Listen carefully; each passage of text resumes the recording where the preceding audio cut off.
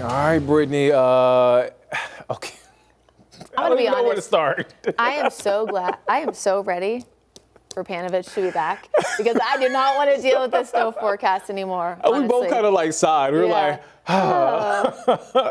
Where do we start, Brittany? Do we start with these possible snow? Optimism? Is it optimism? Well, optimism on no snow? I think it's optimism on snow because most people prefer it. I know you're not one of those people. Most people want to see something. This is not going to be a big storm. 4 years ago today, Nick, remember that MLK weekend storm back in 2022?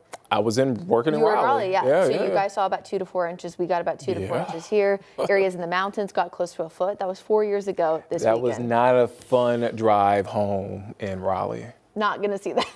We're not going to see that, folks. So I guess that's optimistic, right? And if you are going to see any snow this weekend, folks, it is going to be very light, maybe a few flurries, very limited accumulation. But this is definitely not Nick's favorite. It's still going to be on the colder side. Temperatures out there right now in the upper 30s right now. Freezing mark up in the mountains, not teens, in the freezing mark. We do still have a bit of a wind chill for those areas in the mountains, feeling a few spots like the upper 20s. But again, the wind chill the next 2 nights is not going to be nearly as bad as we have been. So I know Nick loved this one earlier. Snow or no? I think that we're closer to the no for most of the area. Minimal impacts again, if any, if you do see some snowflakes. Now I know you're hearing a lot of ambiguity, and that's because there is still a lot of ambiguity in the forecast about overall accumulation because it's really not expected to be much, if anything, but I will show you my latest thoughts here in just a second. Satellite and radar setup. We have 2 cold fronts on the way. The first one is what brings us a few showers overnight. That has nothing to do with Sunday's snowfall potential. And then another one tries to swing by heading into the second half of the week. That actually is what makes us colder heading into Monday, Tuesday, Wednesday. Of course, Sunday's that ambiguous day, which is smack dab in the middle. Here's your current setup. We are dry and quiet for now, but we'll watch for a few areas of snow in the mountains specifically overnight, right around 4, 5, 6 a.m. I want to pause this here to show you that a few areas north of I-40 could see a wintry mix at times. You can see temperatures still above the freezing mark. So if anything, probably a little bit of sleet.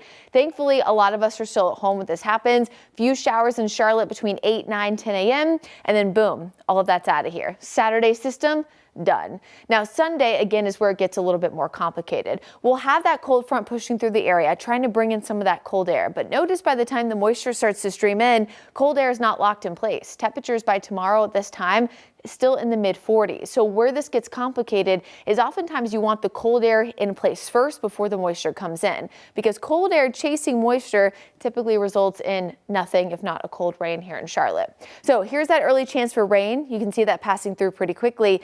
This is where I think people have the best chance to see a brief snow shower. It will be well south and east of Charlotte. You can see Lancaster County, Chesterfield over toward Anson County, pretty much between 11 a.m. and about 2 p.m. So yes, there's still a chance of a few snowflakes in the morning, but I actually think the best chance for those southeastern counties will be those early afternoon hours, and then we're out of here. So I have adjusted some of our totals as you look at the map here in just a second. There you go. So a few flurries closer to Charlotte. I did adjust this a little bit further south and east again to accumulate that small chance there again for those southeastern communities. And then there does look to be a bit of a burst of snow in portions of the Raleigh-Durham area just east of Greensboro by midday on Sunday. So keeping those at 0.1 if not higher. Again, everything shaded in white is going to be barely a trace at a maximum. This will not be a big impact. Still a pretty good chance that we could bust this forecast and get a big old goose egg, but we've been consistently saying that there's an equal chance of that and an equal chance of a trace. So as we look ahead to your 7-day forecast, there it goes. Wants to take its time. Maybe it's feeling a little frozen. Temperatures again tonight in the mid 30s, 50s tomorrow. Watching for those flurries on Sunday. Much colder for most of next week.